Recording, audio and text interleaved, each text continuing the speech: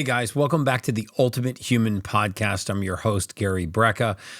I just wanted to take a moment to thank all of you guys for listening, and I hope you've been enjoying the show. You know, it's my mission in life every week to bring you guys the most interesting minds in science, longevity, anti-aging, biohacking, and everything in between. This entire show is designed to turn you into the ultimate human.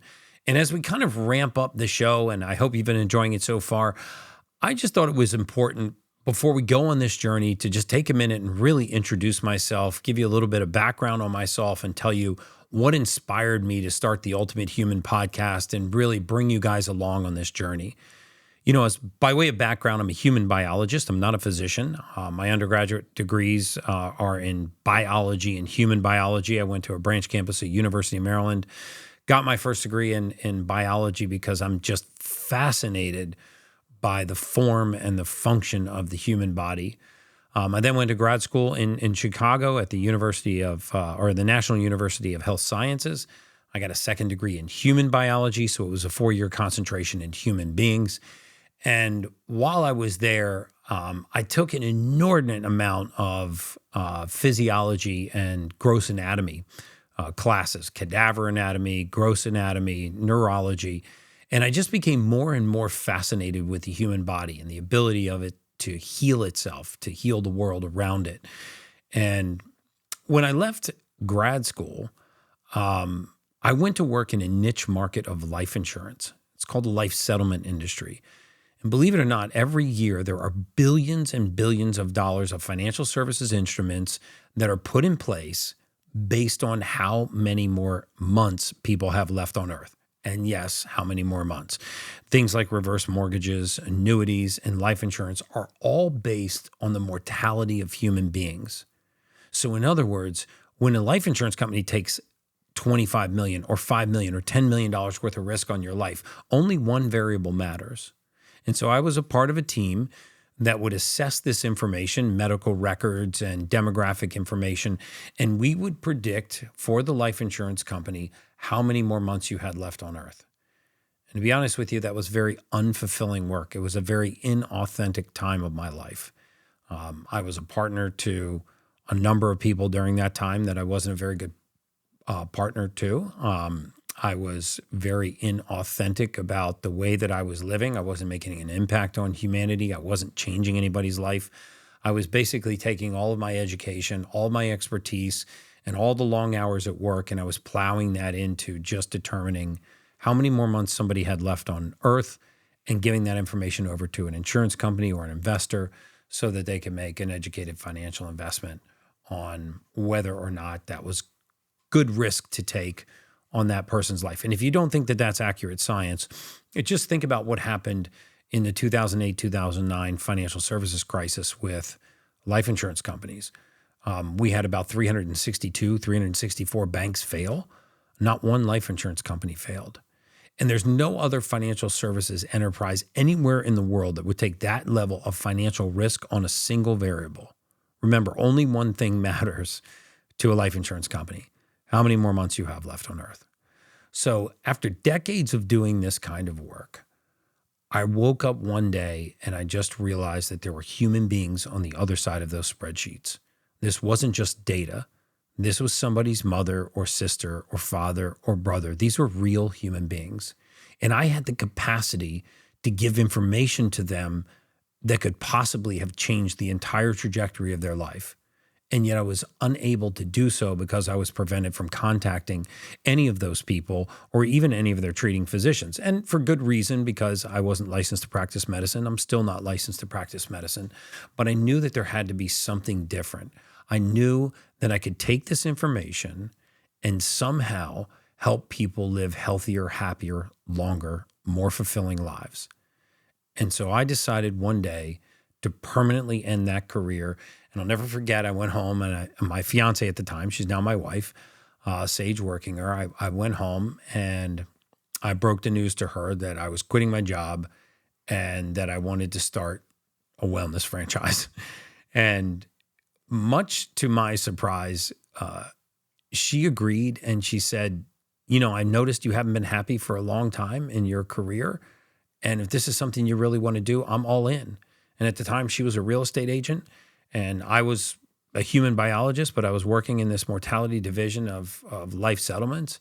And we just jumped in with both feet and decided to start a wellness practice. We called it Streamline Medical Group at the time. It's now called 10X Health. And we started it in a little strip mall next to an LA Fitness in Naples, Florida.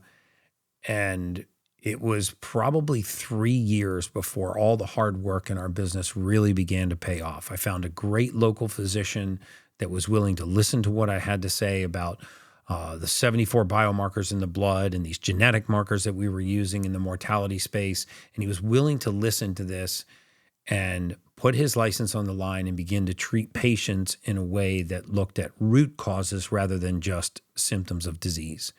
We hired physician assistants, we hired nurse practitioners, and eventually the business really, really took off. And I'm, just absolutely blessed to tell you that now I feel like I'm on my passion and my purpose, and I know what God's calling for me is, and that is to take ultra complicated information, distill it down, and distribute it to the masses so they can make real change in their life, so that we can actually add not just years to people's life, but life to people's years. So the Ultimate Human Podcast is for you.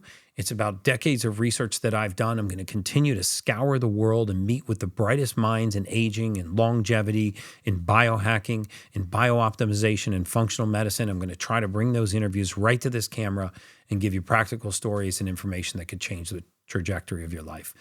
So I'm excited that you're on this journey with me. Today, I'm going to talk about one of the most important topics I think in all of human optimization. It's a topic called methylation, and it's one that I've decided to dedicate the balance of my adult lifetime to. And I've immersed myself deep in the study of methylation because human beings go through this process about 300 billion times every single day. And yet I still believe that it's one of the most overlooked things in all of modern medicine. So many of you that are watching this podcast right now are suffering from common ailments that you're chalking up to the consequence of aging or your environment or your spouse or your career or your kids or a lack of sleep or so many other consequences that is not a consequence of any of those things. It is a consequence of missing raw material in your body. And you may be 1 or 2 simple nutrients away from being the most optimal version of yourself. You might have heard me say that I feel like 60 or 70% of people right now are literally walking around at about 50% of their true state of normal, meaning 50% of being optimal and really feeling what normal really, really feels like. So many times people tell me, oh my God, Gary, I feel amazing after just taking a simple methylated multivitamin or putting magnesium or zinc or trimethylglycine or any number of these other nutrients back into their bodies that we found on a test. And I remind them that they don't actually feel amazing. They just feel normal. So it's time for you to find that nutrient deficiency in your body and experience what it's like to really feel optimal health, maybe for the first time in your lifetime. All of these things, ADD, ADHD, OCD, manic depression, bipolar, weight gain, water retention, poor sleep, lack of focus and concentration, poor gut health, gas, bloating, diarrhea, constipation, irritability, cramping, all of these consequences that we feel are coming from our environment, meaning from our lifestyle, may in fact not be coming from those things at all. They may not be consequences of aging at all. They could be consequences of nutrient deficiencies. So I want to go deep down the path of methylation today. I want to tell you what it is, how you can have it tested if you choose to have it tested, but most importantly, what you can do when you're done listening to this podcast without spending more than $30 or $40 a month, and you do not have to spend that with me, to possibly change the entire trajectory of your life. So listen up, because this could be the most important podcast you ever hear. So methylation, let's talk about what this is in the human body. I always use the analogy that we pull crude oil out of the ground, right? But you can't put crude oil into your gas tank. The reason why you can't put crude oil into your gas tank is because crude oil has not yet been refined into gasoline, so the car doesn't understand that fuel source. Well, human beings are no different. We put vitamins, minerals, amino acids, nutrients of all kinds into the human body. Yet none of them are used in the format that we put them in. None of them are used as the crude oil as it comes out of the ground. They have to be refined into the usable form. This refining process is called methylation. And if your methylation is broken, then you have a deficiency. It is this deficiency that leads to some of those common ailments that I just discussed. And let's take a deep dive down the road of science so that we can look at the peer-reviewed published clinical literature so that you guys understand that there's real science, real evidence-based science between finding nutrient deficiencies in the human body, replacing those deficiencies, and then thriving. You know, I do remember when I was in grad school, I had to take all these plant botany courses. And you might have heard me talk about this because I hated plant botany courses, but you have to take them. You're getting a human biology degree, but they make you take all these courses on plants.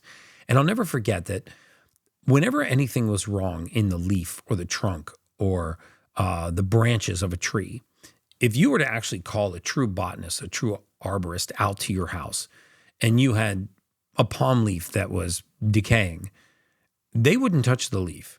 The first thing they would do is they would core test the soil. And they would core test the soil and they would look for nutrient deficiencies. And they would say, you know what, there's no nitrogen in this soil. And then they would add nitrogen to the soil and the leaf would thrive. Only we've stopped thinking about human beings this way. As soon as something goes wrong in a human being, we immediately go to chemicals and synthetics and pharmaceuticals. We immediately think that the solution is found in a chemical laboratory and not found within us. We've lost faith in humanity and mankind. We've lost faith in the body's ability to heal itself and heal the environment around us. Well, now science is catching up, and the science is dictating otherwise. The science says when you find the missing raw material in a human body and you put that material back in, it begins to thrive in ways we never imagined possible. So let's go on this journey right now. Let's start talking about methylation, and let's start to look at some of the peer-reviewed published science, which, by the way, I'm going to put the links to every article that I talk about on this podcast. I'm going to put them in the links below so that you can find these. But I want to start with how our genes and how our genetics affect this process of methylation. Remember, the process of methylation is the process of taking one raw material that's entered the human body and converting it into the form the body can use. And this is a really important concept because if you can't make this conversion, it causes a deficiency. And it is this deficiency that leads to some of the most common ailments that we face as humanity. And then we end up going and getting diagnosed with a condition we don't have, treated with a chemical that we do not need, which causes consequences that were not necessary. So let's talk about how we go hunting for raw material in the human body, find these deficiencies, replace it, and then thrive. So let's start with one of the most common gene mutations in the world. It's called the MTHFR gene mutation. It's estimated that up to 44% of the population has this gene mutation. And if you write it out on the screen, I don't have to tell you what the nickname is for that gene, but it stands for methylene tetrahydrofolate reductase. You don't need to know that. I just want you to know I'm smart. But this gene mutation, which means that, now what do I mean by a gene mutation? Well, an impaired ability for the gene to function. And a gene is not actually performing the function. What a gene does is it codes for an enzyme in your body to perform its function. So in other words, our genes are like the blueprint.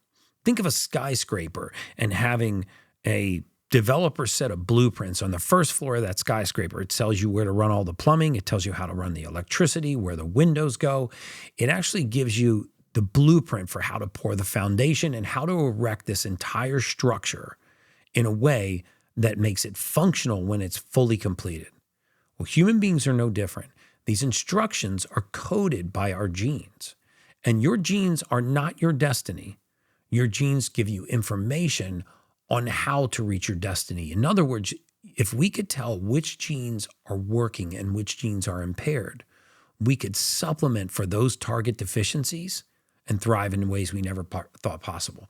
So back to this MTHFR gene mutation, one of the most common gene mutations in the world. It's been linked to all kinds of things: anxiety, depression, poor gut health, anxiousness, ADD, ADHD, OCD, a waking mind at night, which interrupts our sleep, all kinds of conditions that we then go think are related to a food allergy or food sensitivity or our gut bacteria or our spouse or our career or stress or a lack of sleep. But these are things that people have generally had on and off for their entire lifetime. So let's look at what some of the science says about this gene mutation, and specifically about what the product of this gene mutation causes due to its deficiency. So this gene is a gene that takes folic acid and its derivatives, folate, and converts it into the form that the body can use, called methylfolate.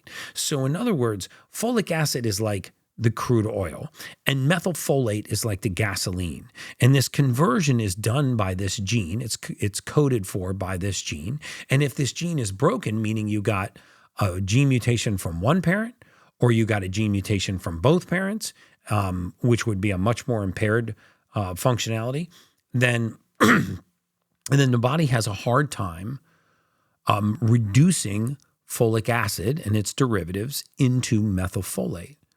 Now, why is that so important? Well, remember that methylation is also called one-carbon metabolism.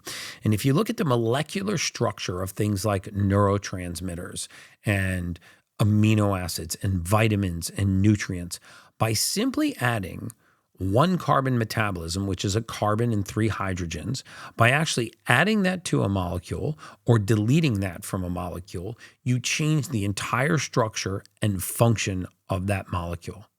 It's much like we tell the difference between different types of fats by the number of bonds that fat has, the number of chemical bonds that fat has, the difference between a polyunsaturated and a monounsaturated fat, or a fat that is solid at room temperature or liquid at room temperature, has to do with these carbon bonds.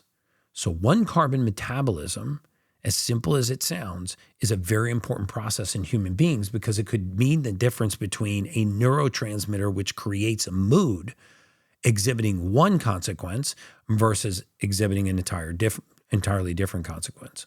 So this one carbon metabolism is really at the root of methylation. It's coded by our genes, and if it's broken, we have a deficiency. So when we look at the very first gene mutation that I want to discuss, the MTHFR gene mutation, which again, 44% of the people watching this podcast, you have this gene mutation, or you're likely to have this gene mutation. When this code is not given to the enzymes and you have a deficient in methylfolate, remember that methylfolate, according to several research studies, and I'm actually looking at the 2018 study from the Journal of Nature, which I will put in the podcast, explains that methylfolate enables the activation and transfer of one carbon units for the biosynthesis of purines, thymidine, methionine, and different amino acids. So what are some of the consequences of having a folate deficiency? And what would happen if we supplemented with folate for this deficiency? Well, folate enables the activation of one carbon synthesis, or the biosynthesis of things called purines, thymidine, methionine, different amino acids in the body. So when we have a deficiency in this folate, what kinds of consequences is it linked to? Well, folate deficiency has been linked to non-alcoholic fatty liver disease. This is associated with dietary restriction of folate and the mutation in the gene MTHFR, which is required for this one carbon metabolism. In patients that had non-alcoholic fatty liver disease and this gene mutation, they found that supplementing with methylfolate actually helped curb the consequences and reverse this pathology. Other consequences are the capacity for the body to break down neurotransmitters. Remember, there's a category of neurotransmitters in the body called catecholamines. These are commonly referred to as fight or flight neurotransmitters. They're epinephrine, ephedrine, which we also refer to as adrenaline, dopamine. This category of neurotransmitters, it's engaged when we have a fight or flight response. So if you drove home tonight and you got out of your car and somebody was standing in front of you with a knife, you would immediately have a flood of catecholamines in the brain. When you have a flood of catecholamines in the brain, your pupils can dilate, your heart rate can increase, your extremities flood with blood. You start having this physiologic response in response to a fear. But understand, when you have a gene mutation that doesn't allow you to break down these catecholamines in the brain, then they actually begin to rise. And you don't need the presence of a fear in order to feel fear. This is the genesis of things like anxiety. You know, most of you that either have anxiety or know somebody who suffered from anxiety or have watched some of my previous podcasts, you know that you do not need the presence of a fear to start to feel anxious. So there are all these consequences that come as a responsibility of these genes being broken and not coding for the enzyme to break down these raw materials. Let's talk for a second about a second gene mutation and what kind of supplementation you could take if you had this gene mutation. And if you don't know you have this gene mutation, you could still supplement with anyway, because these are water-soluble vitamins that will eventually just spill over into the urine if you take too high of a concentration. So, and remember that we're going to discuss the very specific things that you can do before this podcast is over to maybe change the impact of some of these gene mutations. The second gene mutation that I want to talk about is a gene mutation called MTR. And this is not as common as the MTHFR gene mutation, but it is quite common and is an impaired ability to metabolize something called homocysteine. And homocysteine is an amino acid. It's in everybody's blood. It's in your blood. It's in my blood. It's in everybody's blood that's listening to this podcast. But when homocysteine begins to rise, because we are not metabolizing it, we are not breaking it down through the process of methylation and converting it into something called methionine. When the body is not making this conversion, you now have a deficiency in methionine, which is the starting block for every other amino acid protein in the body. So in other words, when you can't break down homocysteine, you generally have a deficiency in methionine, which is the starting protein for every amino acid building block in the body. So this homocysteine begins to rise. What are some of the consequences of homocysteine rising? Well, in high levels, it becomes one of the most inflammatory compounds in the human body. And as it rises, it starts to irritate the endothelial lining of the blood vessel. When you irritate a blood vessel, because it's smooth muscle, it clamps down. And if you make the pipes smaller in a fixed system, pressure goes up. And this is when you go to the doctor and you say, hey, my blood pressure is elevated, or the doctor tells you that your blood pressure is elevated. They do all kinds of cardiac workups. Your EKG is normal. Your EEG is normal. Your dye contrast study is normal. You have normal heart and lung sounds. But lo and behold, they describe you as having a condition called idiopathic hypertension, hypertension of an unknown origin, and you start to take cardiovascular meds, beta blockers, calcium channel blockers, diuretics, without really knowing that the source could be a nutrient deficiency in something called pyridoxine, vitamin B6, or vitamin B12, methylcobalamin, the methylated form of B12. So a deficiency in vitamin B6 and a deficiency in vitamin B12 will further impair this homocysteine metabolism.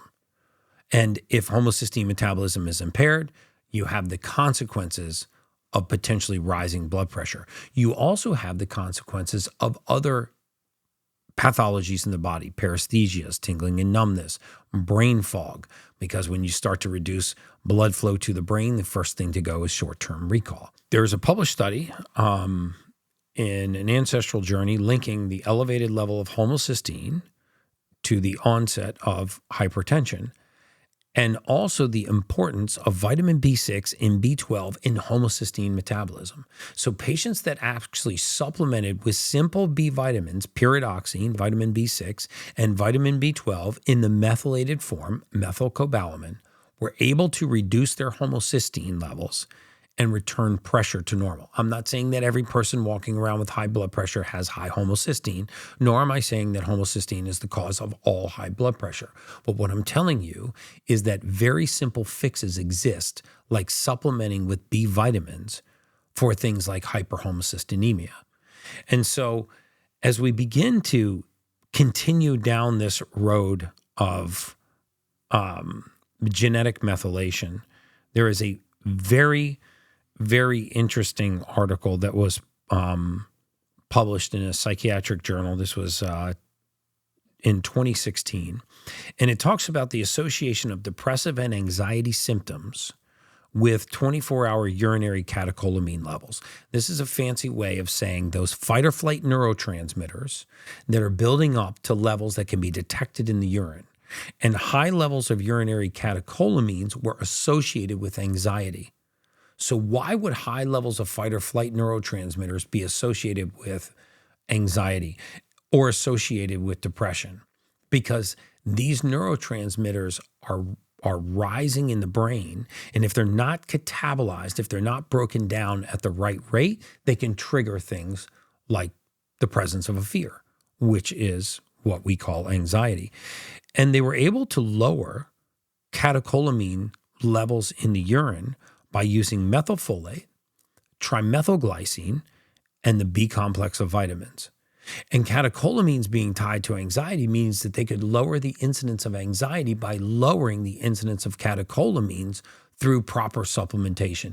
I would take issue with anybody that says that you can get all of the nutrients you need from your diet. It is very, very difficult in today's world with all the pesticides, the herbicides, the insecticides, the lack of nutrients in our soil, the industrial processed seed oils that we're putting into our bodies, for us to get all of the vital nutrients that we need for methylation just from diet. That's why I am a big fan of supplementing for deficiency, not just the sake of supplementing. So as we walk through the peer-reviewed literature, we find mechanisms for high blood pressure. We find mechanisms for ADD and ADHD. Children with this MTHFR gene mutation were found to have a higher incidence of attention deficit disorder, higher incidence of attention deficit hyperactivity disorder. And if we think about what kinds of foods we feed these children, we feed them foods that are very high in folic acid. We feed them foods that are fortified or enriched. We feed them white flour, white rice, white bread, white pasta, cereals, and grains of all kinds. Any of these foods that are fortified or enriched have high amounts of folic acid added to them. And these little bodies cannot process this folic acid due to this gene mutation. So one of the most important topics to me is this topic of methylation. And if you've watched any of my podcasts or stage talks or lectures, I'm constantly talking about how the body converts certain raw materials, but I don't often talk about what could you do if you didn't want to take a $600 genetic test and to find these deficiencies. What could you do leaving this podcast today that could very well change the trajectory of your life? Well, here's one option. You could start taking a methylated multivitamin. Write this word down, methylation, or methylated multivitamin. The difference between a regular vitamin that uses raw materials like folic acid, which is synthesized in the laboratory, cyanocobalamin form of B12, which is synthesized in the laboratory and doesn't occur naturally in nature. The difference between using those types of vitamins and using a vitamin that is methylated is night and day. Because if your body can't make a certain conversion, you need this conversion to be done for you. Instead of using crude oil, you have to use gasoline. And if you use gasoline, if you use the methylated form of these nutrients, magic things can happen in the human body. And so as we go down this path of looking at the research, there was another interesting, in a histopathology journal, this one was in 2020, there was a mechanistic explanation for vascular toxicity and neurotoxicity that was caused by hyperhomocystinemia, and it was supported by many of their experimental findings, and it fully agreed with the known protective effects of methylfolate, vitamin B6, and vitamin B12 in hyperhomocystinemia. In other words, vitamin B6, vitamin B12, and folate were the antidote to some of these issues. All of us have a relative suffering from high blood pressure or hypothyroid or hypercholesterolemia, or we know women that have estrogen dominance. There is a third gene mutation called COMT, catechol-O-methyltransferase, that is highly tied to all three of these conditions: estrogen dominance, poor sugar metabolism, and poor catecholamine regulation. What does this mean? It means if you have this genetic mutation, you are less likely to have balanced levels of estrogen in your body. When estrogen rises and gets out of balance with other hormones, it begins to retain water. And it retains water in what's called the interstitial space. I've met a lot of women that come into our clinics that are very frustrated because they're doing everything right. They're intermittent fasting, they're exercising, they're eating clean, they're getting good sleep, but they seem to have a little bubble of water that's right below their belly button. It moves laterally around to their flanks, and it's very frustrating because they think it's fat. Well, it's not. It's called the estrogen band, and it's a place where estrogen binds water in the interstitial space, and it's very, very difficult to get rid of. Why would a gene mutation cause you to retain water around your waistline? Well, what this gene mutation does is it impairs the ability of the body to get rid of estrogen. When women and men cannot get rid of estrogen, estrogen rises. When estrogen gets out of balance with other hormones, it begins to retain water. So what's the answer? We can supplement with things that help us to put estrogen back into balance without hormones. So supplementing for this gene mutation, COMT, is commonly done with DIM, diindolomethane, or done with methionine, or done with the B complex of vitamins. When we supplement with these nutrients, it helps this genetic deficiency provide the raw material that the body needs to rid itself of estrogen. This is why so many of these common ailments are tied to nutrient deficiencies. So far we've talked about high blood pressure, anxiety, ADD, ADHD, and OCD. This includes manic depression and bipolar in many cases, elevated levels of estrogen in the bloodstream causing water retention and mood numbness, and then also the very, very active mind that so many of you have at night when you lay down to go to sleep and you are body tired but mind awake. Now, why would your body be tired and your mind still awake just going through the day's activities? Well, did I get everything on my grocery list? Did my belt match my shoes? Did I return that email? The reason why this happens is, again, because of this excess level of catecholamines in the brain. Catecholamines being fight or flight neurotransmitters in high doses. In low doses, they just create a wakened state. So what if you were a simple supplement away from having your mind quieted at night? So I would encourage you, if you're taking a multivitamin, spin the back of that bottle around, look for these two ingredients. If it has either of them, throw them in the trash and get a methylated multivitamin. And people ask me all the time, what are some things that I could do, Gary, for free that could possibly have an impact on the trajectory of my life? And I give them the same 4 things to do every single time. So if you're looking for something that you could start to do tomorrow, besides going out and buying a $40 bottle of methylated vitamins or getting a $600 gene test, it would be these 4 things. And that is to develop a routine in the morning, a 16-minute routine in the morning that really stresses the body and actually feeds the body and makes it stronger. Remember, there's a process in the body called hormesis where you stress the body and it responds by strengthening. It responds in a good way. And we have to stop thinking about stress as always being negative. You know, telling grandma not to go outside, it's too hot, not to go outside, it's too cold, to eat at the first pang of hunger, just to lay down, just to relax. So in the mornings, in your morning routine, and it's not complicated, there are 4 things that you can do at no cost that really could change the trajectory of your life. And if you don't believe me, just try these 4 things for the next 7 days. Go Sunday to Sunday, and you see how you feel at the end of the 7th day. The first thing is to get up and expose your skin to first light. And I know this is tough for a lot of people, but if you want to be disciplined and wake up with the sun every morning or beat the sun up every morning and expose your skin to first light, there's some very, very special effects from first light. Number one, there's no UVA and UVB rays for about the first 45 minutes of the day. There's very healthy blue light, which helps to reset cortisol and melatonin receptors in the brain. You get vitamin D3 without the risk of a sunburn. And the light actually passing through your eyes helps put you in a more awakened state.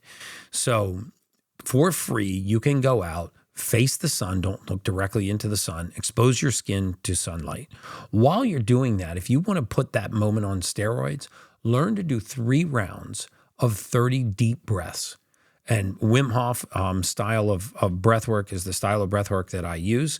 I actually took his training course online, and it's entirely changed the trajectory of my life and so many of the clients that I work with. And that is to sit quietly with your shirt off, exposed to sunlight. If you're women, just maybe wear a halter top, expose your skin to sunlight, and do 3 rounds of 30 breaths with a breath hold in between.